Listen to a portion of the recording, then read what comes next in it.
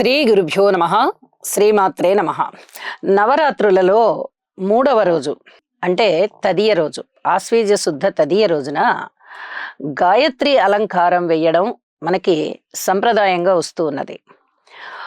ఓం భూర్భువస్సువః తత్సవిధుర్వరేణ్యం భర్గో దేవస్య ధీమహి ధియో యో నః ప్రచోదయాత్. అమ్మవారి యొక్క వేద మంత్రం. వేదాలన్నీ కూడా బ్రహ్మదేవుని యొక్క ముఖము నుంచి ఆవిర్భవించాయి. ఈ వేదాలకి తల్లి ఎవరు అంటే గాయత్రీదేవి. యజ్ఞోపవీతం పరమం పవిత్రం అనే యజ్ఞోపవీతం గురించి, అంటే ఈ మెడలో ఉపనయనమైన తదుపరి వేసేటటువంటి జంఝము గురించి చాలా గొప్పగా చెప్తారు మనకి. ఉపనయన సమయంలోనే ముఖ్యంగా ఈ గాయత్రి మాత గురించిన ప్రస్తావన వస్తుంది. ఉపనయనం చేసినటువంటి ఆ వటువుకి మంచి ముహూర్తం వేళ ఈ యొక్క యజ్ఞోపవీత ధారణ జరుగుతుంది. యజ్ఞోపవీతం పరమ పవిత్రమైనది, అదే గాయత్రి. గాయత్రి యజ్ఞోపవీత రూపంలో ఉంటుంది, వేద రూపంలో ఉంటుంది, మంత్ర రూపంలో ఉంటుంది. గాయత్రిని కొలిచిన వాళ్ళు ఇక ఎప్పటికీ అపజయం పాలవరు. అంత విజయాన్ని ఇస్తుందన్నమాట గాయత్రి. గాయత్రీదేవిగా, పంచముఖ గాయత్రిగా కూడా మనం కొలుచుకుంటూ ఉంటాం. అనేక రూపాలలో కొలుచుకుంటాం అమ్మవారిని. గాయత్రి అమ్మవారికి ఉన్న విశిష్టత ఏమిటంటే, వేదాలకి ఆవిడ మూల విరాట్, వేదమాత గాయత్రి. ఆవిడ వేదాలలో ఉంటుంది, ఉపనిషత్తులలో ఉంటుంది, పురాణ ఇతిహాసాలలో ఉంటుంది. ఆమె అన్నిటి ఉంటుందన్నమాట. అసలు వేదము, సంప్రదాయము, ధర్మము వీటన్నిటికీ మూలం ఎవరు అంటే గాయత్రి. అనాదిగా ఉన్నటువంటి ఓంకార రూపిణి, ఓంకార బీజాక్షర రూపిణి అని కూడా చెప్పచ్చు.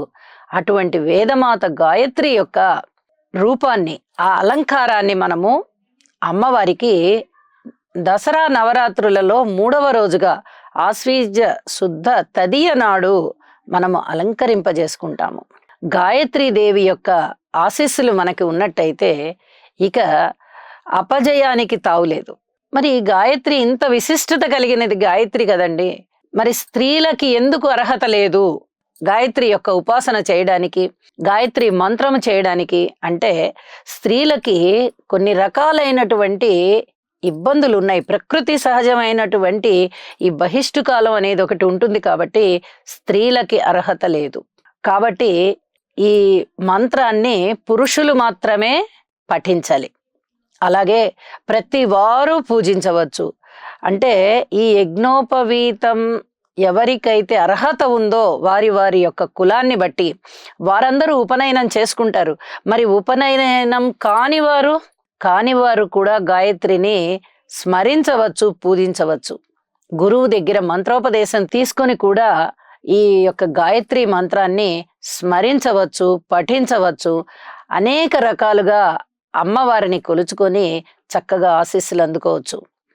ఇంత ముగ్ధమోహనమైనటువంటి ఈ గాయత్రీదేవి యొక్క అలంకారము చూసి మనము చక్కగా ఎంతో ఆనందిస్తూ ఉంటాము. అయితే మంత్ర రూపంలో ఉన్నటువంటి గాయత్రి చాలా ఎంత శక్తివంతమైనదంటే, ఆ బీజాక్షరాలు ఓం భూర్భువస్సువః ఓం తత్సవిధుర్వరేణ్యం భర్గో దేవస్య ధీమహి ధియో యో నః ప్రచోదయాత్. ఈ మంత్రాన్ని కానీ, ఈ శ్లోకాన్ని కానీ మనము ఒక్కసారి నమస్కారం చేసుకుంటే శ్లోకం అవుతుంది, పదే పదే నిరంతరం చేసుకుంటే అదే మంత్రం అవుతుంది. ఇలా మంత్రంగా మనము చేసుకునేటప్పుడు దాన్ని ఒక గురుముఖతః ఉపదేశం పొందాలి. మనంతట మనమే మేము 1000 సార్లు గాయత్రి చేస్తామండి, మేము 1,00,000 సార్లు గాయత్రి చేస్తామండి అంటే తిరిగి దానికి శాంతి మంత్రం చేయకపోతే ఇబ్బంది అవుతుంది. కాబట్టి ఇదే శ్లోకాన్ని పదే పదే చేసుకోవాలి అనుకునే వాళ్ళు ఒక గురువు యొక్క ఆదేశానుసారం చేయవలసిందిగా సూచన. అయితే ఈ మంత్రానికి ఎంతటి శక్తి ఉంటుందంటే, ఒక మంత్రం కొంతకాలం ఆ మంత్రాన్ని చేస్తే అది తపస్సు అయిపోతుంది.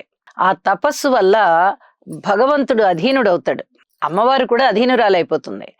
అంటే అంత శక్తి మన దగ్గర ఉండాలి అంటే మనము ఎన్ని రకాలుగా నియమానిష్టలతో ఉండాలి, ఎన్నో రకాలైన నియమాలు ఉండాలి. కేవలం మేము మంత్రం పఠించేస్తామంటే అంటే సరిపోదు. ఆ అమ్మవారిని శాంతింప చేసుకోవాలి. ఇది ఋషుల వల్ల సాధ్యమైంది, మహామునుల వల్ల సాధ్యమైంది. వారు భగవంతుణ్ణి కూడా శపించగలిగే స్థితికి ఎలా వెళ్ళగలిగారంటే కేవలం ఈ మంత్ర బలమే. ఇంత మంత్రానికి అంత బలం ఉంటుందన్నమాట. కాబట్టి ఈ మంత్రాన్ని మనము ఉచ్చారణ చేస్తున్నామంటే చాలా సుస్పష్టంగా చెయ్యాలి. ఎక్కడ అక్షర దోషాలు ఉండకూడదు, శబ్ద దోషాలు ఉండకూడదు. నియమ నిష్టలు ఖచ్చితంగా పాటించుకుంటూ వెళ్ళాలి. అమ్మవారిని మనము కనుల నిండా, మనసు నిండా, మన తలపుల నిండా అమ్మవారి యొక్క రూపాన్నే ముద్రించుకొని ఉండాలి, ధ్యానిస్తూ ఉండాలి. ఇలా మన దృష్టి మొత్తం అమ్మవారి యొక్క పాదాల మీద పెట్టి మంత్ర జపం చేస్తూ ఉన్నట్లయితే గాయత్రీదేవి యొక్క ఆశీస్సులు మనకి మెండుగా లభిస్తాయి అని చెప్పి తెలియజేస్తూ, దసరా నవరాత్రులలో గాయత్రి అమ్మవారికి విశిష్టమైనటువంటి స్థానం ఉన్నది అని చెప్పి మనము తెలియజెప్పుకునేందుకే అమ్మవారి యొక్క అలంకారాన్ని, మనము గాయత్రి అలంకారాన్ని వేసుకుని చక్కగా పూజిస్తాము అని చెప్పి తెలియజేస్తూ, గాయత్రి అమ్మవారి యొక్క స్మరణ చేసుకుంటూ అమ్మవారికి ఒక అలంకారంగా మనము గాయత్రి మాత యొక్క అలంకారాన్ని వేసుకుని మన భక్తి ప్రపత్తులతో అమ్మవారిని పూజించుకుని అమ్మవారి యొక్క ఆశీస్సులు అందుకుందాం. నమస్కారం.